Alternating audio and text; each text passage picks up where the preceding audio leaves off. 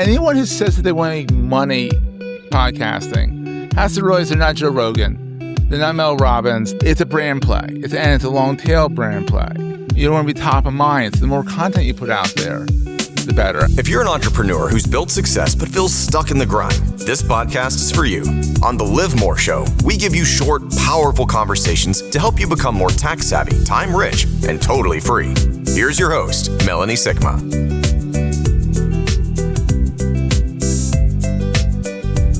If your business is profitable but your time feels more rented than owned, this episode is for you. My guest today is Seth Goldstein, a digital marketer and podcaster who's been in the trenches for over 17 years. Seth has lived through the algorithm changes, the burnout, the pivots, and today we're going to talk about how content, podcasting, and digital strategy can actually buy back your time. So Seth, we're going to jump right into it.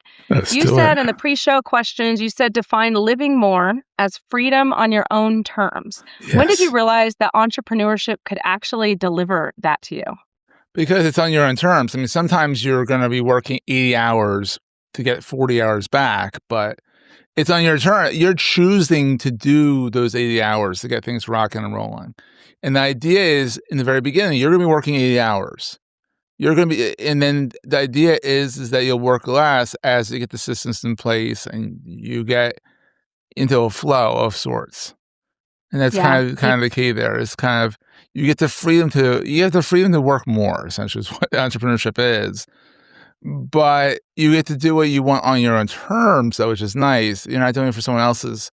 You're not doing 996 for a company. You're doing 996 for yourself, essentially. For sure. Yeah. And you kind of have it's really up to you how you adjust those hours in the long run, right? Yeah, exactly. So if you need to take your kid to the dentist, for example, I could take my kid to the dentist next week. Okay. Guess what? I'm taking my kid to the dentist next week. Yeah, you don't have to ask Neither of us anybody. want to do it, but we can. Yeah. Who wants to go to the dentist? That kind of thing. But yeah. I have to go tomorrow, actually. And I don't want to go. I've canceled it like 3 times. So I'm like, okay, I need to go. There you go. Yeah. So actually, it's interesting you say that. Would you say that out of core values? Have you ever done like core values where you sort through them and pick what your top core values are? I have, and they're constantly changing. What's your top core value or what's your top 3 core values? Do you know? Top 3 core values are obviously freedom to making my own choice. That's the biggest value out there. Make my own choice, do what I want when I want, all that stuff. It's also spend more time with my kid. That's another core value to me, is spend time with my family, my kid, be able to go out and go on vacation together and do that. Was that 2 core values or 3? I don't know. Was that 2 or 3? I forget. But I feel like, yeah, that could go. I think that's 2 and 3 core values, because spend time with the kid. But he's 13, so he doesn't want to spend that much more time with me. So it's like, get as much time in as you can while you can. Mm-hmm. Yeah, it was interesting. I never really realized, because freedom's my top core value too. Yeah. And I didn't realize it until COVID happened. And then once that happened, I was like, okay, I'm going to do what I want. And I realized that I really cared about doing what I want, when I want, where I want, and how I want to do it. And absolutely. That really pulled that out. So I could definitely feel you on that. Oh, yeah, absolutely. I think freedom is the core value if you want to get out of the rat race. I mean, you might be making more money than me. They might be making a lot of stuff, but they don't have the freedom to go out and do what they want when they want.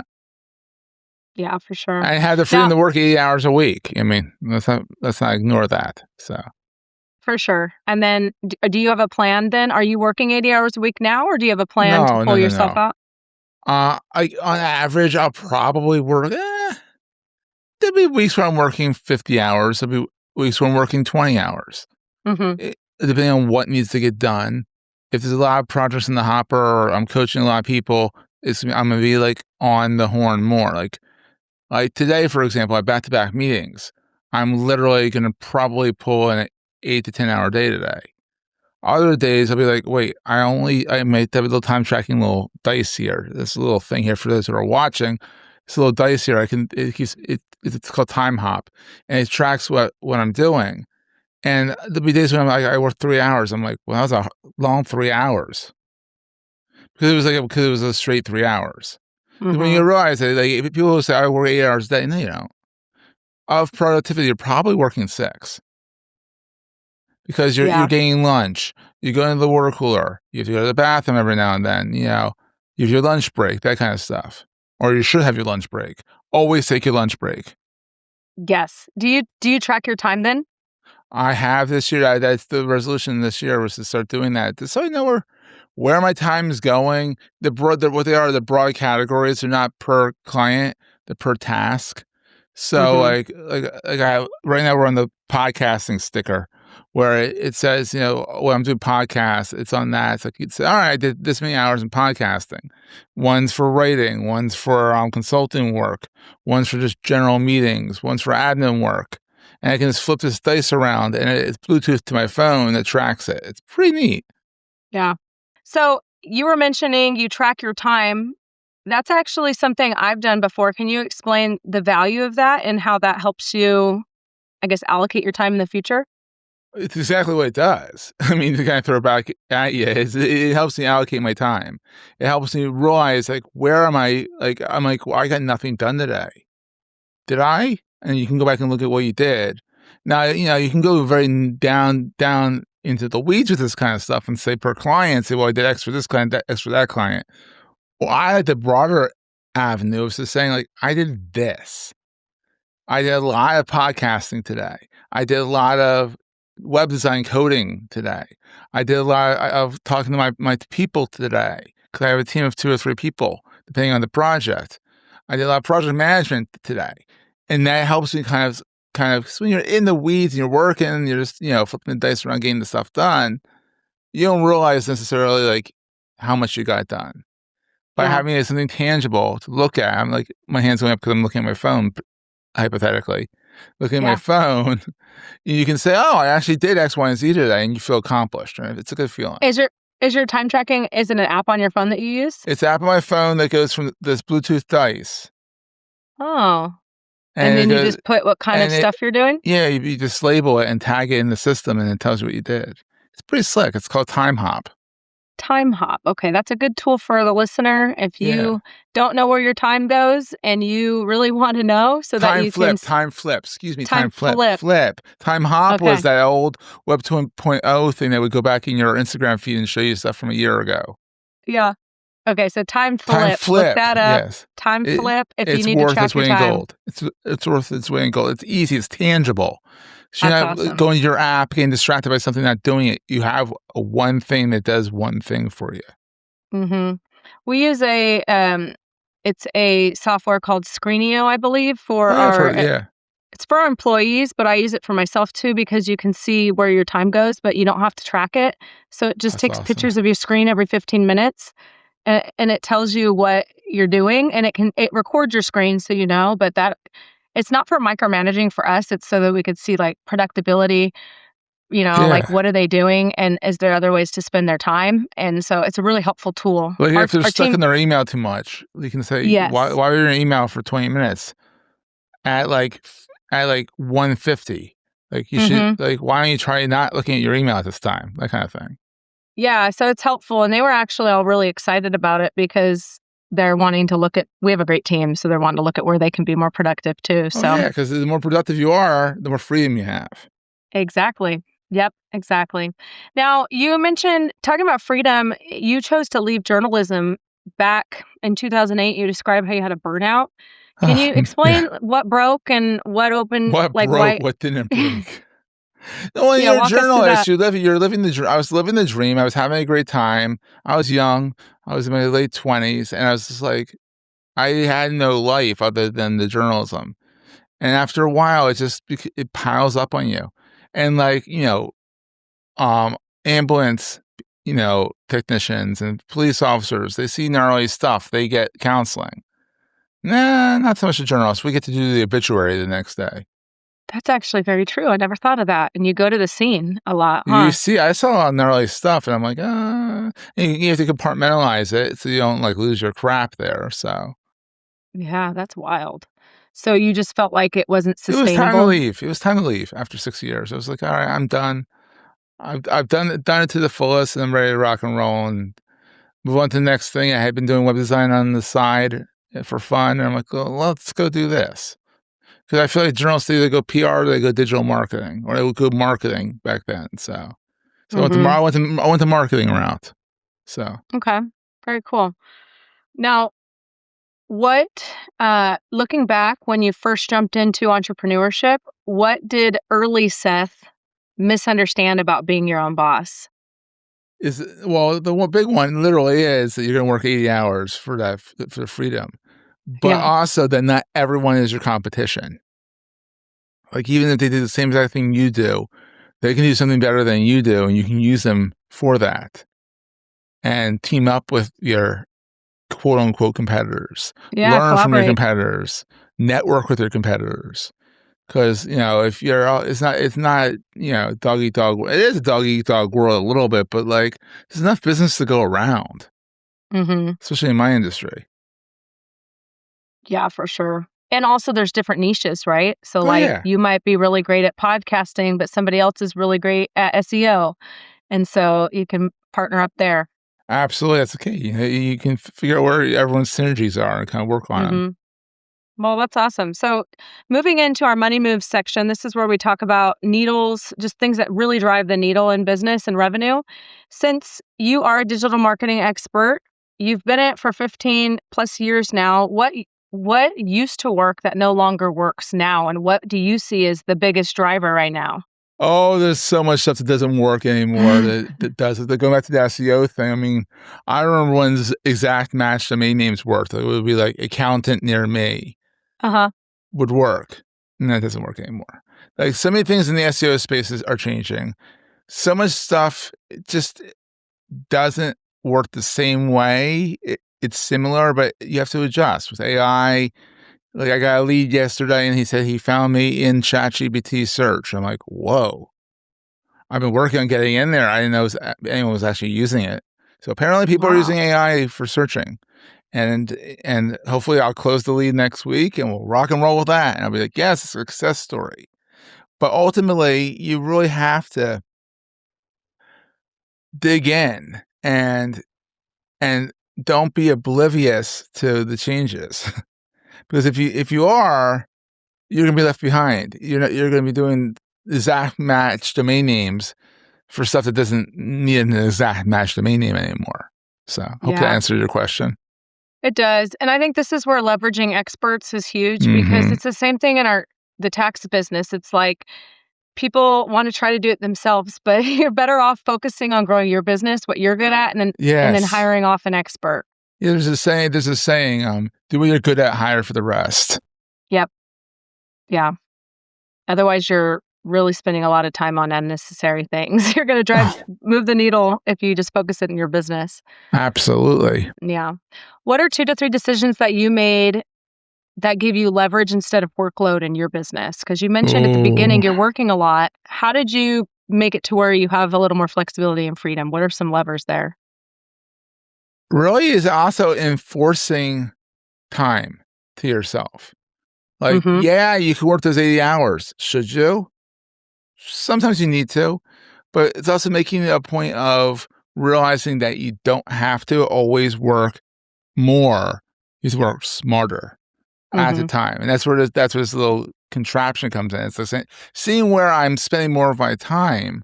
And there's even a little button on here. It's a coffee cup that says like a break. And if I leave that on for too long, I'm like, well, maybe I shouldn't have taken that much break here because then I can, lift this lever up and get more time in the evening with the family and then figure stuff out that way. So, one of the biggest time things that really came to be for me was the whole time tracking of things Do you do that and every figure day? every day now. Every day I sit Wow. down with this little contraption and track. Well, every day of the work week. I give Yeah. myself a little bit of a break on the weekends where I'm like, kind of like, Yeah. don't want to time track everything, Do everything. you Like do you leverage AI to analyze your time at all, or do you just take a I look at it will and put this see? stuff in from time to time and say, all right, here's my log. Like last week I put it in and it said, well, you're doing too much of this. Or if you Mhm. did this at this time instead of that time, because it'll actually log the times that you're doing it. Mhm. And if you focus more on this when you seem like you're more awake, for lack of a better term, do this. Like, don't do this at 7:00 in the morning. Do this at like 1:00 in the afternoon. You'll be more productive.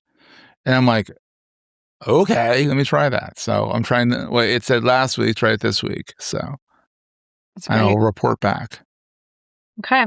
Well, I'm curious. Do you do the quad activities where it's quad 1, quad 2, quad 3, No. quad 4? Quad 1 is like not urgent, but it's Oh, very the Eisenhower important. thing. The Eisenhower Yeah. thingy. Eisenhower thingy, that's a technical term. Okay. The Eisenhower matrix, that's the word. Eisenhower matrix. Yeah. I have done that in the past. Yes. Mm-hmm. Yeah, because Where if you I've kind of, notice, yeah. go ahead.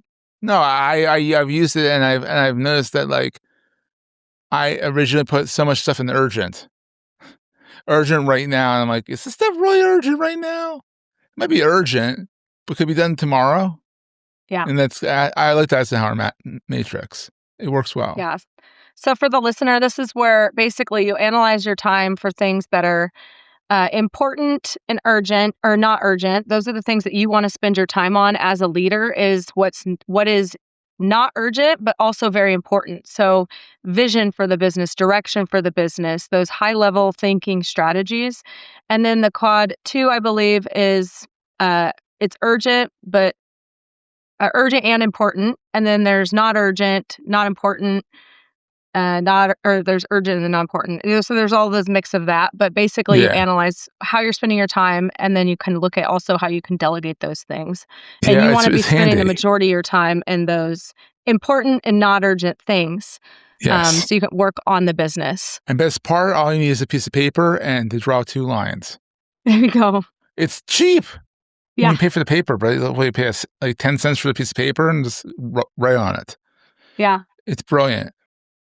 Well, and now, so we're going to shift a little bit now. We're on a podcast right now. You have a podcast. What's your Yes. podcast called? Entrepreneurs Enigma. So it's about the ups and downs of entrepreneurship. I love that. Exactly. Our listener would love that. Yep, it's entrepreneursenigma.com, and we are going on our 315th episode. Nice. Very cool. Now, Yeah. you also mentioned that you believe podcasting is still one of the most underutilized assets for business owners. Why do you think that? Because anyone who says that they want to make money podcasting has to realize they're not Joe Rogan. They're not Mel Robbins. They might make $300 every 2 months on ads on the Spotify network or wherever they're going to get their ads. It's a brand play. It's a long tail brand play.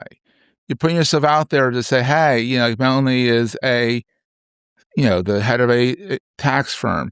She knows her stuff, and she talks to people who know their stuff. And I should go talk to Melanie about this.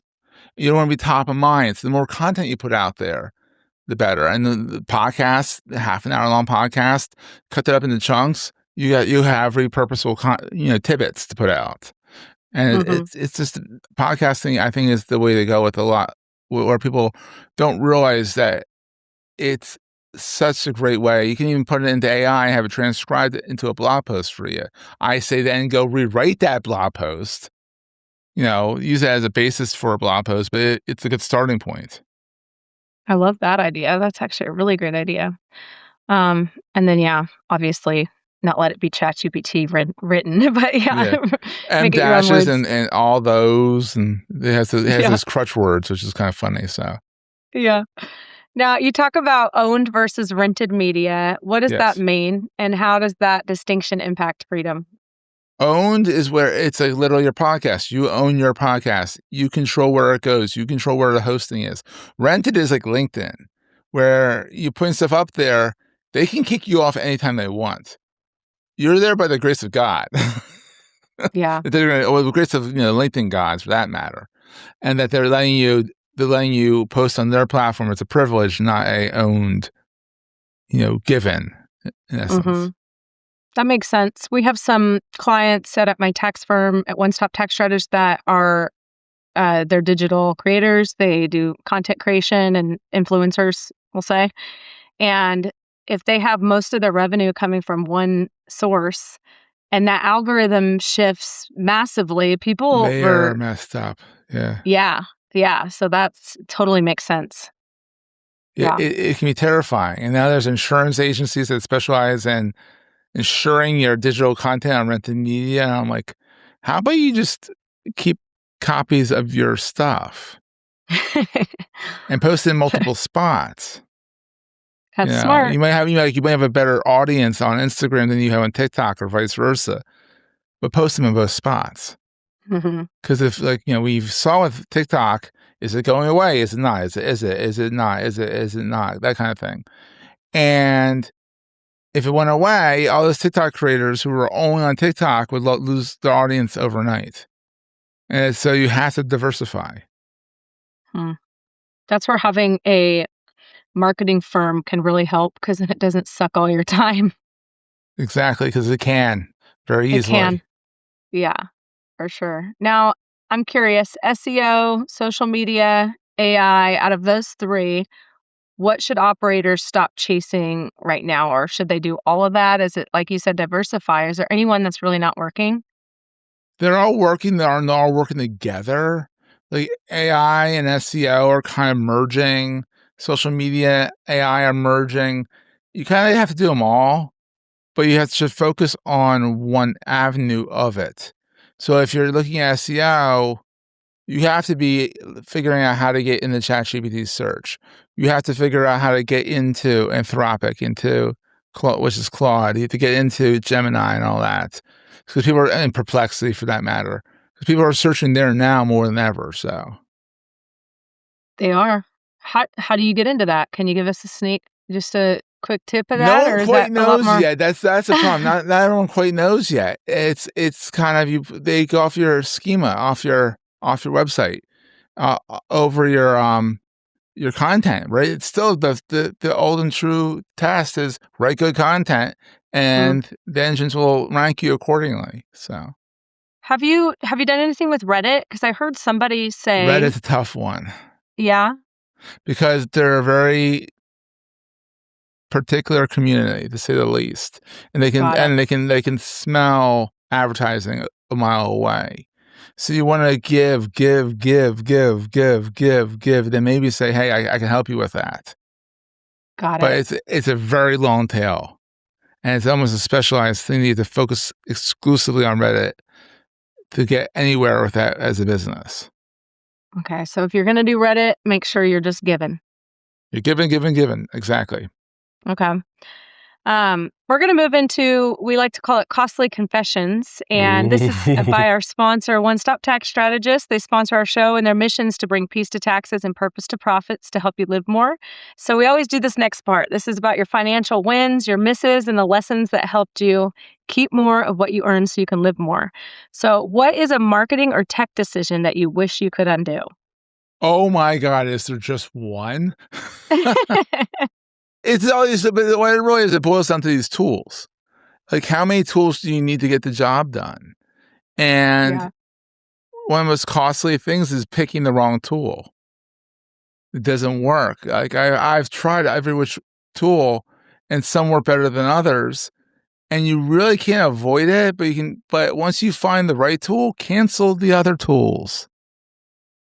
Yeah. The keyword is cancel. Don't feel bad about it, like, oh, you go back and use it. You can sign back up. Yeah. Like, that's costly. So that's where going back to tracking and having data around all your sources is highly important. Just have a spreadsheet of where you're, and that's one of my biggest things was, like, every once in a while, a renewal will sneak up on me, and I'm like, oh, I got to write this stuff down now. And that was one of the costly things. This has actually cost me money, because I'm like, I don't even know, what is that? It's billing me $150. What? Oh. You gotta go chase them down, beg for a refund, or just suck it up and say, can you cancel it next year? Oh, it's a nightmare. Yeah. Okay, so canceling things that are not working. And then what is a long-term play that quietly paid off for you more than you expected? Oh, yeah. Having a decent website that speaks your message and your brand, and having a clear brand and a clear message. Because people, if you build a website and no one knows about you, does it exist? No. It's just bits and boops out there. If you post stuff out there that is content driven and you really invest in your website, ChatGPT will pick it up, all that stuff, and that's really what you want to do. I actually need to rework our website for the tax business now that you say that, because we have some things on there that we need to tweak. How often do you think somebody should rework their website? Just whenever I would things say change, yearly. or? I think yearly. Just go back and revisit it. Make sure it's still speaking to what you're doing. I mean, if you should have a blog on there, because blogs are a great way to have constant content on it, and that's always a great thing as well. So, Blogs help with SEO, right? oh my God, yeah. Yeah. Okay. Now, where do you see business owners overspending in digital marketing today? Not without a clear plan. They just say, "Oh, I want to do a Facebook ad or an Instagram ad," and they don't set up the guidelines. They don't set up, and I've made this mistake, and that cost them a mistake. Not setting up the guidelines around like, yes, I want to be here. This is how much I want to spend. Don't just put an ad out there and give carte blanche to Facebook to your wallet. It's painful. That's one of the Yeah. biggest things is just not having a clear plan on where you want to go with each ad, who you want to target, who you want to chase around the web. Also, I think Amazon does this the worst.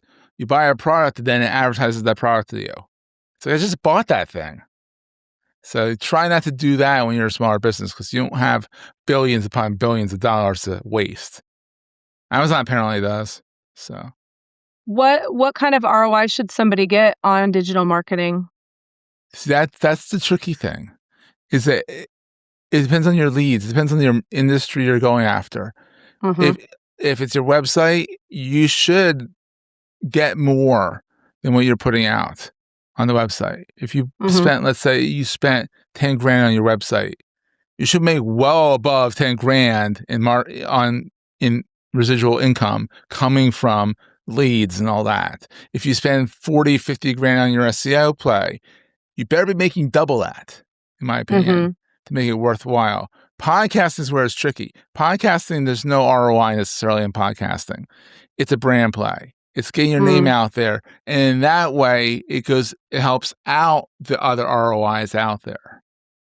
I would agree with that because we try to get a 5-to-1.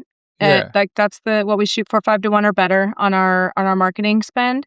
But a lot of it intertwines together because I'll go to a mastermind group, meet people, and then they find me on social media, and then that's kind of a nurturing. So podcasting is a good nurturing. Social media is a good nurturing tool. A lot of times you're not going to see the direct ROI. Yeah. It's more roundabout ROI. Like, oh, you heard about me 3 years ago for my podcast. You're only contacting me now. Yeah. I guess that's an ROI. It's just a very long ROI. Yeah, that makes sense. Yeah, for sure. I would agree with that. Now, how do you decide what's worth investing in versus what's worth just ignoring entirely or spending less time on? It's so tough. The shiny object syndrome is real. The latest thing right now are these cards you can put in people's Apple wallets and Google wallets, and they can push notifications to it. I'm still determining, is that worthwhile? Is that something that's going to happen? Is that something I want to have?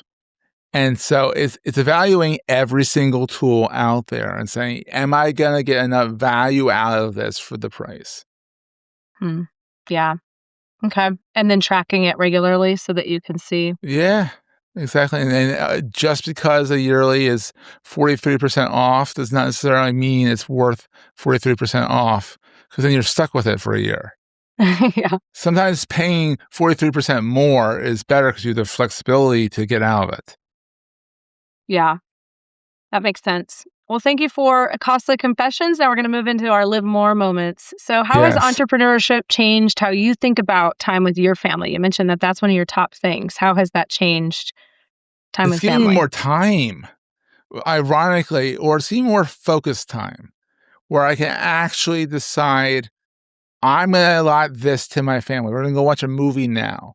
And entrepreneurship enables me to do that whenever I need to. Snow day, like we're talking about the time of this recording, in 3 days from now, we're going to get dumped on with snow in Philadelphia. The kids going to be off from school. Well, we're going to go do something. Most likely shovel, but you what are you going to do with 2 feet of snow? Or go sledding or something like that, Yeah, that's fun. So it allows you to just be flexible with your time. Yeah, flexibility, that's my core value, is to have the flexibility. Now, where has podcasting directly created opportunities for you that you couldn't have planned? Oh, that's a good question. It just really got my name out there. more so than just posting on social media constantly. I have the gift of gab, obviously, and being able to just put out good content. And people are saying, hey, you do the Entrepreneurs Enigma podcast. You do the Digital Marketing Dive podcast, which is the other podcast I do. It's on hiatus right now. It helps me brand myself as an expert in the industry that I wouldn't be able to do otherwise, I don't think. Yeah. Yeah. And it's fun, right? You get to talk to I people enjoy and meet it. a bunch of cool people. Exactly. That's fun. Yeah. Yeah, I love that. Now, how did you design your business so that it supports your life and not so that it takes over your life? Well, I let it take over my life first, and then I redesigned it. This is kind of the case. I I jumped think a into lot of it. people. I jumped into it saying I want to do it this way, and then I was like, all right, I gotta adjust this, and I gotta make changes, and literally just sit down and look at where your time is going. And if you're spending too much time on admin tasks, well, maybe you should hire an admin. So you're not doing that. Do what you're good at and hire for the rest. And also, like something that my dad's given me a good tip on is he said your team should do it to about 80% of your capacity. Yes. Because you might be able to do it great, but is it worth your time? If they can do it 80% to how you can do it, then that's a win. Absolutely. So letting go of that, I struggle with that myself, is delegating when it's something that I'm good at. Yeah, absolutely. Delegate, because you kind of want to do it, but you're kind of like, I don't know. I should probably give that to someone else to do because they'll probably do it faster. Mm-hmm. Yeah. And admitting that someone can do it faster. That's the hard thing. Something that somebody told me to do once too is to track your hourly rate, find out what your hour is worth to the business or to you. And then if anything's below that, delegate it. Absolutely. So that's a good tool for our listener. If you are doing a lot of random things, first track your time like Seth does, and then figure out what's below your hourly rate and delegate it. And also realize that there are some things that are below your hourly rate that you want to do. And don't be afraid to say, hey, yeah, it's below my hourly rate, but I'm giving back to the community, or I'm doing a podcast I want to do. Yeah, it's taking me longer to produce because X, Y, and Z, but it's something I want to do. Be honest with yourself and what you delegate. Yeah, for sure. Because it might fill you up too, right? Yeah. Yeah, that's good. Full. Yeah. That's good. Okay, now we're going to jump into some rapid fire questions. I like always doing rapid fire questions. What is one platform business owners should stop obsessing over? One platform that business owners should stop obsessing over: Facebook. I hate Facebook. Okay. I hate it with a passion. Why do you hate it? Because you're not seeing the people that your friends anymore. It's all algorithmic crap. And Zuckerberg's a robot. I'm not a fan. I know. That's great. Now, podcast or blog, if you had to choose one today. Oh, podcast. It's so much easier to just talk it out. Yeah. And then if you want to then transpose it into a words are hard today. Transpose it into a blog post, you could do it that way. And put it out both ways, have the transcript out there. And there's your blog post and there's your audio. It's a great way to do it. Absolutely podcast first. Love that. Biggest SEO myth still floating around. Exact match domain names matter. Meaning like Carpenter, Bucks County. No, just name your company what you want to name your company. Don't name it based on what Google thinks it should be called. That makes sense. Now, algorithm changes, threat or opportunity? Ooh, that's a good one. It can be an opportunity. It can also be a threat. Like, it's hard to answer that because it can be both, really, when you think about it. I think algorithm changes, if you're not ready for them and you're not watching them, is more of a detriment, more of a threat. If you're ready for any change that's going to come your way, it's more of a benefit because you're ready for them. Yeah. For me, I'd say that's when it's nice to have somebody that's an expert because they're spending their entire day doing that. Exactly. You focus on what you're good at and you hire for the rest. Exactly. Yep. All right. One thing journalists understand that marketers don't. Oh my God, that people lie. Through their teeth. People lie. Or do they embellish? I wouldn't say necessarily lie, white lie maybe, but they embellish a lot. And that, but marketers lie. How about that? That marketers lie is part of the game sometimes, is to embellish. Makes sense. Okay. Best underestimated content advice. Ooh, podcast. Okay. Sit down and just start your podcast. Like, you can improve it, like build the plane while it's flying. Don't sit on 6 episodes and dwell on it. Get them out there and then keep going. You'll get better with more reps. Mm-hmm. Yeah. Freedom or growth, which should come first? Growth, hands down. Put the work in first. Freedom will come. Freedom will pop its head in every once in a while and give you some freedom while you're in the growth stage. But if you want the freedom, you got to do the growth. Yeah. Got to put in the work. That was one thing. So my dad, he's been a business owner my whole life, and he's done it well. He never missed a game that I had. He coached my sporting events. He went skiing during tax season and did all the stuff. So I had a misconstrued idea. You can't even do that. You can't even do that. So anyways, but I didn't realize he was getting up at 3:30 every day, and he was working early because that's what worked well for him. But then he was done by 2 or 3 in the afternoon. So it was like, go to your baseball games or softball games or whatever. Yeah. So that's something that I didn't realize. So when I jumped into entrepreneurship, I was thinking it was going to just be a piece of cake, and then Surprise! I learned real quick. Exactly. I love that. That's hilarious. Yeah, and then you just learned the things that allowed him. Luckily, he knew stuff to pull himself out of the business, so I had a good coach in that area. But that's awesome. I think if you're stuck in the weeds, to the listener, if you're stuck in the weeds, there's a way out, but know also that it's very normal to feel that way. And so, as Seth does, be intentional with your time. That's the first step. And then from there, you can start seeing how you can pull yourself out. Absolutely. Love that. Well, Seth, thank you for being on the show. This was a masterclass in playing the long game, especially in the digital marketing space. Yeah. So I appreciate you coming on. If you're listening and you want to build content that actually creates leverage, not just noise, make sure you check out Seth's website, podcastmastery.co. That's co, not com.